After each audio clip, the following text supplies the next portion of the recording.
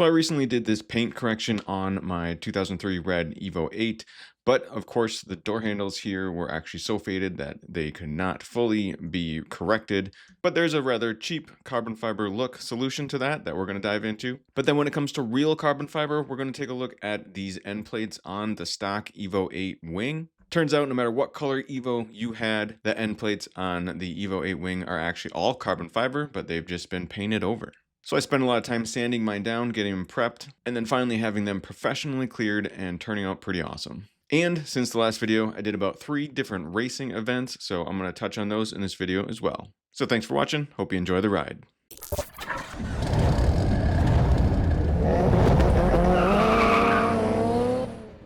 Let's start with these end plates, and of course this red Evo had the red end plates, and this clear coat was peeling off, and I thought, this is a good chance, perfect opportunity to actually get down to the carbon fiber here. I had heard these were 100% carbon fiber. I remember when I tore the silver Evo wing apart that I was seeing that it looked like it was all carbon fiber, but I've never done this before. But looking on the inside here, you can see parts where it's glued together that it is. Just looks like a lot of thin layer of carbon fiber with some of that foam piece in the middle there for that one portion. So I tested out a few spots and of course sanded it down to where it was carbon fiber. This process took quite a while. I did actually use this one sander for a little bit for part of it. I believe I used like 180 to 220 grit initially. And as you can see, this white kind of primer is what you get once you sand it down far enough. At least I assume it's some sort of primer. I'm certainly not a paint expert. But you can see the layers of it here that you have to go through. The paint itself wasn't too hard to get off. The red came off pretty quick, but this white part took quite a while to get down, to sand it down. And you can see once I kind of hit the darker part, that's when I hit the carbon fiber. That's about when I knew to stop sanding. Or at least, of course, switch to a finer sandpaper. Again, I was running about 200-ish grit initially when I started sanding. And then later I ended up doing some wet sanding with some 600 to 800 grit, I believe is what I used. This is a messy process, but at least it's nice summer days, so I can get my legs all dirty. But yeah, a lot of sanding going on. You can see the difference between, of course, the painted one, and I'm almost all the way down to all the carbon fiber here on the one on the right side here. I already did make a full video about the Evo 8 wing, a lot of details about it. I'll link to that video in the video description down below if you want to watch more about installing and kind of fixing the wing. And I'm also currently kind of working on another video because I'm hoping soon I'll have some brackets made because the brackets inside the wing tend to rust out. And once I have some of my own brackets available to fix that, I'm going to make a video about that as well. So stay tuned. But of course, the carbon fiber stuff, and it looks really good when it's wet. But then once it dries up, it doesn't, it looks pretty faded because, it does need some clear coat. But it's cool to compare and contrast the one that was fully painted to the one that was completely sanded down to 100% carbon fiber. And it's easy with the magic of video editing to all of a sudden be like, snap my fingers, and we did both sides. And here you can see they're both pretty much done. I think this is before I ended up wet sanding with my 600 or 800 grit paper. But we got all the paint off, all that primer off. It looks like 100% carbon fiber end plates. And of course, just spent a bit more time trying to make sure I had all that other clear coat off and have it looking pretty good. The rest of the wing itself also was not the best condition. It was just the top portion, as it usually is, where the clear coat was starting to fade and peel off. So unfortunately, I did have to spend some time to sand the top part of this wing as well. I've done this before. This is probably the 3rd time I've done it. On at least just the top portion. Usually I don't have to do much with the side pieces, but it is kind of neat this time to get 100% carbon fiber wing going on. Similar situation here. You can kind of see when you're sanding this, you can kind of tell once you're through the clear and are to the carbon fiber. Of course, if you go too much, you could damage the carbon fiber. Usually once you kind of see more black soot kind of coming off, you're kind of hitting carbon fiber. When it's the white, it's more just the clear coat. And like sanding anything else, be careful around edges. The edges, it's a lot easier on the edge to actually like sand too much too quickly because you're smaller surface area. A little bit of wet sanding here with looks like the 600 grit. Again, I didn't film myself doing all this because it's really boring to watch people sand stuff. So here the close-up of the end plates, and you can kind of really tell, this is obviously some real nice carbon fiber. You're going to see some cheap carbon fiber coming up with those door handle fixes. It looks like a pretty solid area. There was one spot that I think I went through a little too much, and it did seem like there was actually a bit of red underneath the carbon fiber. So not sure what's up with that, but overall, I think with almost any of these Evo 8 wing end plates, you could do the same thing as me. Now with the rest of the wing, the inside part of the clear coat still looked good on the inside part of the end pieces, and also the bottom of the wing, of course, looked fine as well. So I just taped those off so they didn't have to waste any clear on clearing those areas. And here it is back from the paint shop. I brought it to a shop, had it professionally cleared. It looks awesome. I can't wait to get this wing actually on the car. And it's just a really clean look. So cool. You can see the reflection of the Evo in that shot. That's just really nice looking piece. But as I mentioned, I need the brackets to finish this wing. I have someone working on brackets, but I don't have them yet. So on the red car that you're going to see currently coming up when it has a wing on it, it's actually just the black wing from my black Evo. And just like a gift on Christmas, we got to unwrap it. Everything I taped over that didn't need to be cleared, I just need to pull off and get this all cleaned up and looking good. Now we're going to take a look at some eBay carbon fiber stuff I bought for the side mirrors and the door handles. So I think this whole kit was like 80 bucks. It's not the cheapest, but obviously it's not the most expensive. And obviously it's not real carbon fiber prices. You can tell it's just like a carbon fiber look, and you can tell on the inside that it's all just like plastic, but it did fit pretty well. And for this car, for me, it's fine. It'll look nicer than the faded red. It does come with the 3M double-sided tape in all the pieces, although some of the smaller pieces, the ones that went over the keyhole, didn't seem to stick super well, so I added some more 3M double-sided tape myself for those pieces. I know it's cheap, it's kind of cheesy, but it looked good enough to me. And also, I didn't really want to go through the whole effort of taking the interior door panels off to take the door handles off to then paint the door handles, because I would have been fine with just painting them black and giving them that RS Evo look, but that would have been a bit more work. And it seemed like if I was going to do the carbon fiber wing, why not try to do this other carbon fiber accent parts as well? So there you just saw kind of what it looked like, how faded it was. The paint's literally pretty much gone on parts of it, so it's not fixable in the same way I could paint correct the other parts of the car. And again, easy install. You just pull the double-sided tape off, kind of line it up, and push it on. You can feel when you open the doors, it does feel kind of cheap. You know, if that would bother you, don't buy this. Because you can, I don't know, it's just a rough edge when you grab the door handle and pulling it. You can tell it's cheap. But in the photos of my car after this, it looks a lot nicer. So again, really no regrets for me for doing this. And this is the smaller piece I was talking about, where it seemed like at first when I push it on, the way it's almost like it was too wide at the top and the bottom for where the 3M tape was for it to actually stick on, or at least to stick on very well. So I found some of my own double-sided sticky tape stuff I could use and put that more in the middle portion to stick on where it could touch and hold on. And I can say I've done 3 different racing events so far with these and haven't lost any of them, so none of them came off, so that's always a plus. And here's a close-up shot so you can see what it looks like. Of course, it's just an overlay, just the cover. The inner part of it still is a bit more faded red. I could maybe touch that up a little bit more, but of course, that's typically not seen very much. But repeat, both sides, repeat on all the door handles, just pulling off the sticky tape and sticking it in place. Same thing with the mirrors. The mirrors weren't really that faded on my car, but again, it came as a set, and I was like, well, sure, why not give it this, red car with black accents.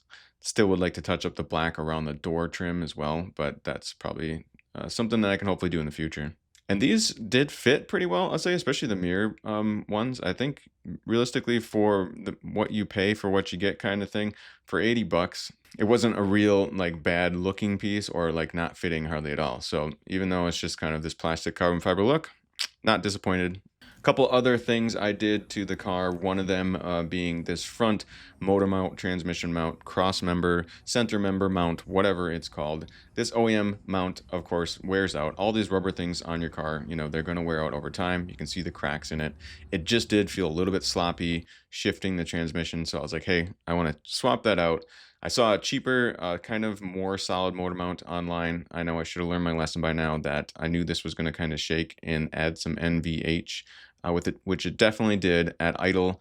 So I'm probably going to swap this out again with a brand new OEM one once I get one.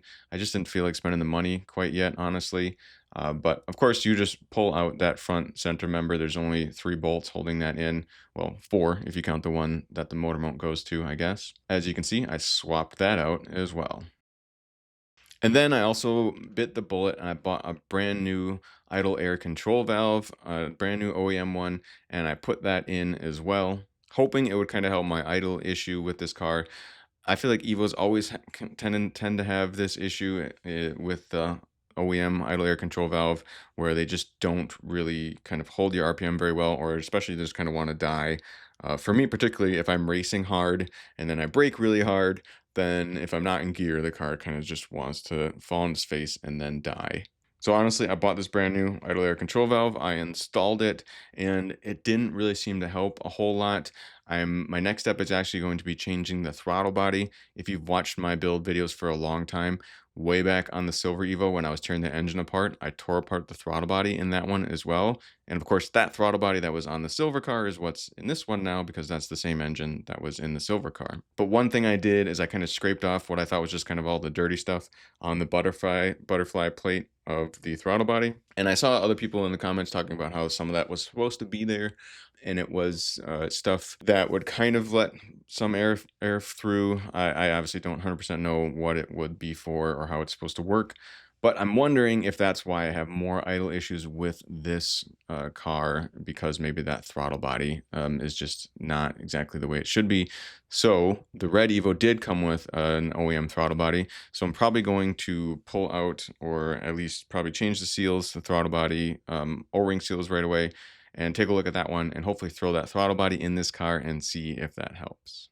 And then, of course, I also did some racing. I did 3 different events within kind of about a 3-week period. The first one is what they call like a track attack event, which was kind of an autocross first, and then the track attack, which is kind of like spectator racing, except the cars are never actually side by side. They start on the opposite ends of the track, and then so there's 2 different start lines and 2 different finish lines, and then the first person to cross their finish line first is the winner.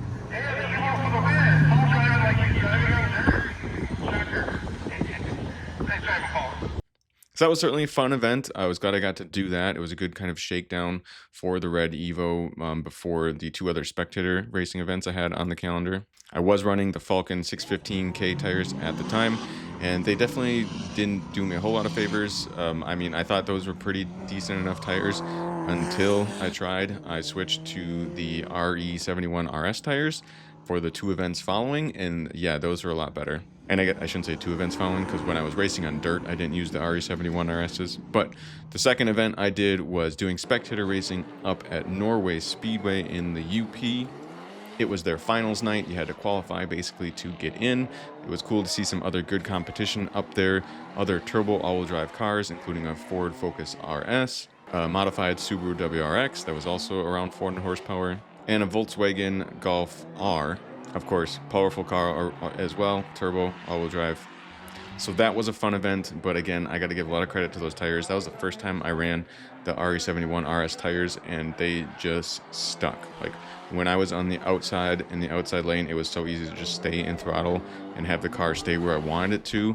That's where it seemed like it was just a huge advantage, especially, you know, I could really tell the difference considering I had ran there at that track, you know, probably 4 or 5 times already, just with the Falcons, the Falcons being the 615Ks.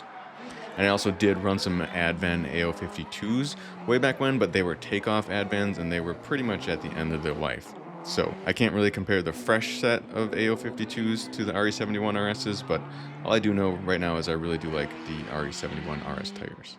And the most recent event that I just did was doing the spectator racing on the half-mile dirt track on Shawano Speedway.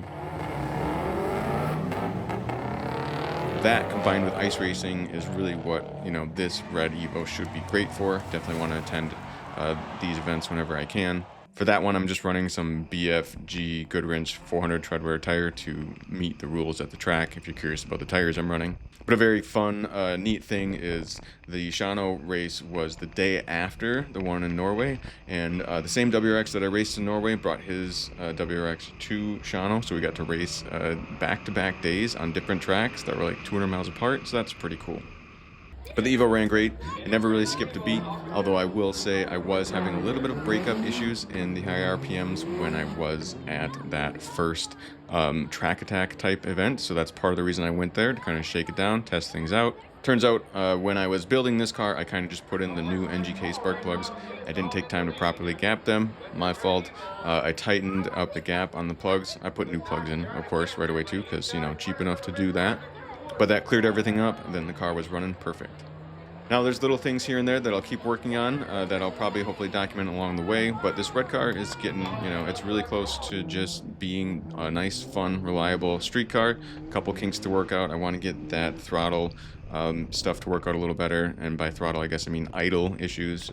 See if I can get that idle air control valve to work better with changing out my throttle body. And then also I've noticed some leaks around the transfer case.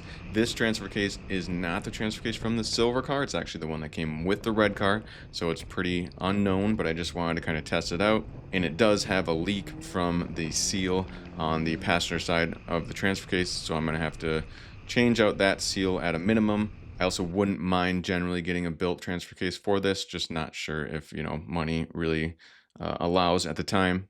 Because I can kind of tell, especially when this car has more grip at the tracks like Norway or at that track attack one, I can tell that there's an open differential in this transfer case. Whereas in my black car, it does have the OEM limited slip differential, and that's really nice to have. And I guess just to describe that a little bit more, if you're wondering, it kind of feels like when you're on power in a corner that you're not really going anywhere too fast.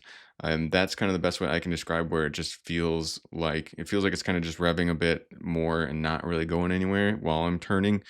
To me, that kind of feels like it's just really not putting down some of the power. That's my best way of describing it. I don't know if you've driven an Evo with an open diff T case and an LSD T case, maybe you could describe that better than me or tell me maybe what I'm missing. But there you have it, everybody. I just wanted to do this update video on the red Evo. I appreciate everybody watching. And of course, I'm just a guy on YouTube who likes to document what he does. So if you think I did anything wrong or you got some advice for me, go ahead, leave a comment in the comment section down below. But as always, this is Paul from Boosted Film saying thanks so much for watching.